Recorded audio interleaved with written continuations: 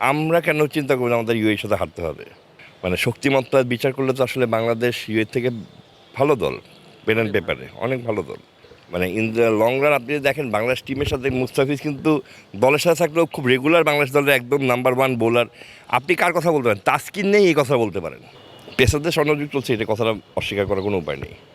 বাংলাদেশের শেষ জয় যেগুলো ছিল সেগুলো যদি দেখেন তাদের পেসাররা যথেষ্ট ভূমিকা রেখেছেন এবং এখন কিন্তু স্পিনাররা কিন্তু পেসারদের সহায়ক ভূমিকায় কাজ করেন।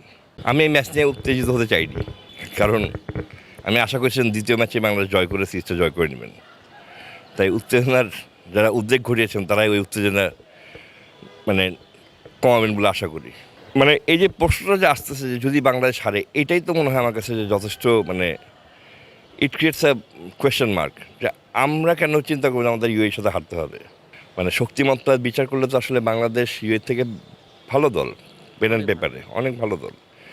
হ্যাঁ, আপনি বলতে পারেন টি-20 খেলাটা আসলে কেউ বলতে পারে না, এটা তো অবশ্যই কেউ বলতে পারে না। তবে বাংলাদেশের যে শক্তি আছে সেটা তো আমি আশা করি যে বাংলাদেশের জেতা উচিত এবং সেই আশা নিয়ে নিশ্চয়ই টিভিসের সামনে আমরা বসবো এবং আমি বিশ্বাস করি যে বাংলাদেশ যদি তার সামর্থ্য অনুসারে খেলে তাহলে নিশ্চয়ই জিতবে। তবে সামর্থ্য অনুসারে খেলা মানে হচ্ছে গিয়ে স্কোর কার্ডে আরও বেশি রান করা। আমার মনে হয় যে দলের মধ্যে বদল আসবে।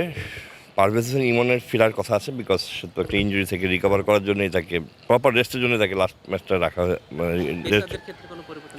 পেসারদের ক্ষেত্রে আমার মনে হয় যে হাসান মাহমুদের উপরে দল একটা বিশ্বাস রাখবেন, বিকজ নাহিদ রানা কিন্তু তার যেই ধরনের এক্সপেকটেশন সেটা ফুলফিল করতে পারেনি। 50 রান দিয়েছেন প্রথম ওভারটা, আসলে বেসিক্যালি বাংলাদেশ যদি আপনি হারের কথাটা বলেন তা নাহিদ রানার প্রথম ওভারটাই কিন্তু আসলে ইউএইকে মানসিকভাবে একটা অন্য জায়গায় নিয়ে গেছে। সেই যে 18 রানের ওভার, ফার্স্ট ওভারটা সে যে 18 রান নিল, ওটাই কিন্তু ইউএকে বলেছে যে তাদের সবচেয়ে বেশি জরুরি বল করে তাদের বিরুদ্ধে আমরা 18 রান নিয়ে নিয়েছি। যখন একটা ব্যাটসম্যান এভাবে চিন্তা করে, যখন একটা দল এভাবে চিন্তা করে, তখন কিন্তু দল মানসিকভাবে কিন্তু একটা অন্য জায়গায় চলে যায়।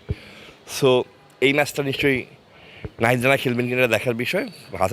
তানজিম সাকিব আছেন, শরীফুল খুব ভালো বল করছেন এবং আমার মনে হয় যে Hasan Mahmud will be the কি ইমন আসার সম্ভাবনা রয়েছে ব্যাটিংয়ে।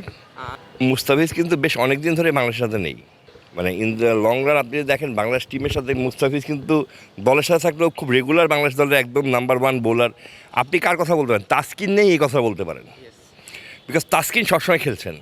মুস্তাফিজ কিন্তু এখন তার পারফরমেন্স যেরকম ছিল তাতে কিন্তু সবসময় খেলছেন না। সেক্ষেত্রে মুস্তাফিজ নেই এই অভাব অনুভূত হচ্ছে। আপনি যদি এটা বলতে পারেন এক ম্যাচের পারফরমেন্স দেখে, প্রথম ম্যাচে খুব ভালো বল করেছেন বলে পারফরমেন্স দেখে এই কথা বলেছেন। তবে মুস্তাফিজ নেই এইটা অজুহাতটা আসলে ঠিক ধোপে টিকবে না। কারণ হচ্ছে কি এমন তিনি ভালো বল করেন, অবশ্যই তিনি একজন খুবই মেধাবী বোলার, ভালো বোলার। তবে দীর্ঘ অনেক দিন ধরেই সেই ম্যাজিকটা নেই মুস্তাফিজের, যেই ম্যাজিকের কিছু গ্লিমস আমরা দেখেছিলাম প্রথম ম্যাচে। পেসারদের স্বর্ণযুগ চলছে, এটা কথাটা অস্বীকার করার কোনো উপায় নেই। বাংলাদেশের শেষ জয় যেগুলো ছিল সেগুলো যদি দেখেন তাদের পেসাররা যথেষ্ট ভূমিকা রেখেছেন এবং এখন কিন্তু স্পিনাররা কিন্তু পেসারদের সহায়ক ভূমিকায় কাজ করেন। সেক্ষেত্রে মানে আমার মনে হয় বাংলাদেশ মানে প্রথম কাজ থেকে মানে লাস্ট ম্যাচের দুঃস্বপ্নটা ভুলে গিয়ে নতুনভাবে শুরু করার চিন্তা করা উচিত বাংলাদেশের। আর দ্বিতীয় কথা বলবো যে আমাদের অধিনায়কের একটা অধিনায়ক হচ্ছে যে ইনিংস খেলা উচিত। ব্যাটিংটাতে প্রথম 2 ম্যাচে আপনার যেমন লেগেছে আমারও তেমন লেগেছে, খুব ভালো লাগে। হ্যাঁ, সেক্ষেত্রে আমারও খুব মানে রিটার্ন সুলভ ব্যাটিং হয়নি। এখন ঘটনা হচ্ছে কি যখন আপনি রান করবেন না তখন আপনার মনের মধ্যে একটু ডাউট উকি দেয়। তা সেই ডাউটটা স্বাভাবিকভাবে এই ম্যাচটা লিটন চাপে আছেন। হ্যাঁ, চাপে তো অবশ্যই আছে, কিন্তু সেই চাপটা মুক্ত হওয়ার 2টো উপায় আছে। একটা হচ্ছে কি আমি প্রথম থেকেই খুব অ্যাগ্রেসিভ খেললাম, ব্যাটে বলে লেগে গেলাম, আমি রান করে ফেললাম, চাপ মুক্ত হলাম। আরেকটা হলো আমি চিন্তা করলাম যে আমি 19 ওভার পর্যন্ত ব্যাটিং করবো, যেভাবে হোক আমি টিকে থাকবো, 19 ওভার পর্যন্ত ব্যাটিং করবো। এই ম্যাচটা কি টিকে থাকলে কি হবে? রানের তো দরকার আছে। আমি বিশ্বাস করি লিটন কুমার দাস যদি 20টা বল ঠিকমতো খেলতে পারেন, 20-25 বল যদি খেলতে পারেন এবং যদি স্লোতে চলে যান, তাহলে বাংলাদেশকে আটকানোর মতো বাংলাদেশ মানে ইউএই বাংলাদেশকে আটকাতে পারবে না।